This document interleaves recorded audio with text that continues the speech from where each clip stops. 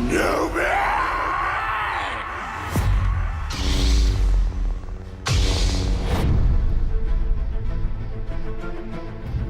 For Obi-Wan, if he had never seen Maul again after Phantom Menace, he would have been fine with that. Defending his master died, and Obi-Wan destroyed this Sith Lord. It's a traumatic experience for him. For Maul, it forges a deep hatred and need for revenge, which sustains his kind of miserable existence for a while.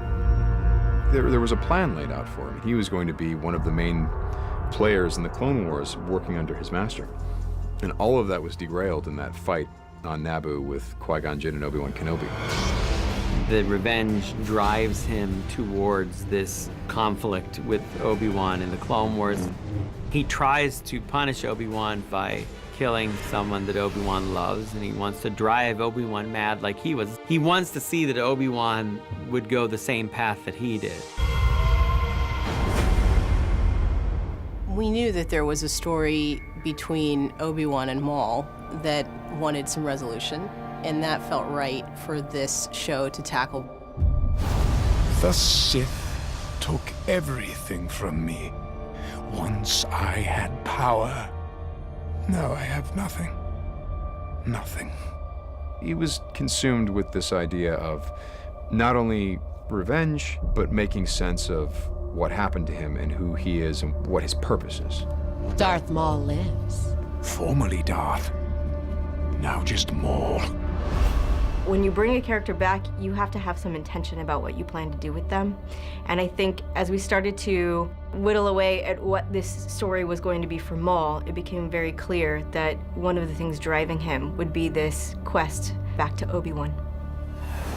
I see him.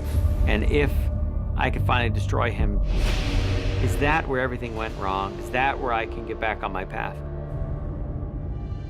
It was the first and only time that we were going to see Obi-Wan Kenobi a couple of years before Episode 4. We'd find a way to sort of match the younger Obi-Wan that we established in Season 1, introduce enough of the aspects of Alec Guinness's performance from Episode 4, and back away from it just enough that we were maybe 2 years before those events. And in a lot of ways, that's been the sort of fun of Rebels. Can we find a way to have the audience believe that what they're seeing now will lead you to the Obi-Wan that you see when he meets Luke out in the desert? Maul is an old adversary, and a persistent one at that. Whenever you're doing those kinds of legacy voice matches, you know, there's a lot on the line because everybody knows what that person looks like and sounds like. One doesn't survive as long as I have by being foolish. And as soon as he did the first line, Dave turned around and just looked at me, and we were like, holy smokes. He was able to bring that weight of Alec Guinness's character into Obi-Wan.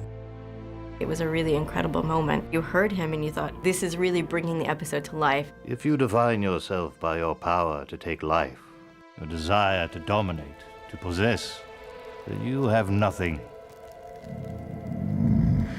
Play with the attitude you have. I like the attitude of it all. Okay, all right. In my mind's eye, Kenobi. Kenobi! When he discovers Obi-Wan's alive, that's a good day. He's caught in this endless cycle, and he is desperate for some form of resolution. Look what has become of you. A rat in the desert. Look what I have risen above. This encounter between Maul and Obi-Wan really is about where these two characters had come in the 15 years since the Clone Wars. Obi-Wan has survived tremendous loss and continued to be incredibly disciplined in the ways of the Jedi. And in the end, when he sees Maul, he sees somebody that he pities. When Maul kicks out and turns off the fire, he has told the audience that there's no safety. You all of a sudden feel the vastness of where they are. When it came to Maul and Obi-Wan, the fight that leapt to my mind was Kyuzo fighting the other man in the field in the film Seven Samurai. It's the very still movements of the samurai who's moving with intention and grace. It's contrasted versus the anger in the one man. And that guy's moving his feet a lot, and he's, you know, he doesn't have a steady position. And I'm like, well, there you have it. I mean, Obi-Wan has intention. He is calm in this moment. He is centered. Maul is on the edge. Maul is angry. Maul is getting ready. I want to kill you. I've been waiting for this. You know, he's all this energy built up. It's much more about footwork and the thought process that Obi-Wan has. It starts out as young Obi-Wan, and then we shift him to sort of more what Alec would do when he was fighting. And then the very last one, if you look back at A Phantom Menace and you can see what Qui-Gon's doing, we sort of just move him just a little bit right after Maul changes his. It's kind of a game within a game almost. Originally, I had it where Maul came in and it was one strike. But for Maul's style, which is very fast, I thought, well, it doesn't feel like Maul with one strike. I need like 1, 2, 3. And I thought, well, 1, 2, 3, the third move should be the move that he gets Qui-Gon with, which is a block, block, and then up. You know, he uses the blunt part of his lightsaber to hit Qui-Gon in the face and stun him.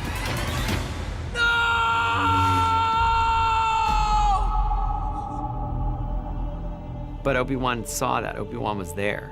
And Obi-Wan in that moment is ready for that. And he sees the symmetry of the moment, and he's able to slice that. The apprentice learned from the master's mistake all these years later. And Maul never learned. Maul understands, oh, immediately, I've misread this. This is not some sad desert hermit. This is a Jedi Master who's on active duty. And if he's this good, then this must be the most important guard post in the entire galaxy. Reading that script the first time, it was so powerful. And you can see the look of pity in Ben Kenobi's eyes. Tell me, is it the chosen one? He is. That's what Obi-Wan has to believe to stay out there in the desert for over 20 years watching this kid. Obi-Wan says to Anakin, you were the chosen one. You were. It was said that you would destroy the Sith, not join them! And according to Obi-Wan in Empire Strikes Back, that boy is our last hope. He believes on some degree that perhaps Anakin's offspring, who would be a threat to the Emperor, is the chosen one. Lots going on there, but the debate is fine, the debate of who is the chosen one. I mean, it's there. I mean, George has said it's Anakin. But I don't know how much foresight Obi-Wan has into Anakin being able to turn. As far as Obi-Wan has come, he still doesn't quite know how this is going to play out, which is shown in that last frame when Obi-Wan sees young Luke. He has a look on his face that goes, oh boy, this is either going to go really well or really badly. But you have to remember, like, you have to write Obi-Wan the character, not what we know as the audience. We all know it's Anakin. Does Obi-Wan know? I could ask George.